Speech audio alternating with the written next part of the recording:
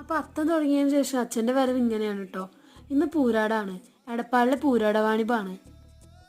അതുകൊണ്ട് തന്നെ എടപ്പാൾ തൊട്ട് തട്ടാമ്പടി വരെ റോഡ് ഫുള്ളും ബ്ലോക്ക്. കേരളത്തിൽ ഇപ്പോൾ ആകെ പൂരാടവാണിപ്പ നടക്കുന്നത് എടപ്പാൾ അങ്ങാടി മാത്രമാണ് കേട്ടോ.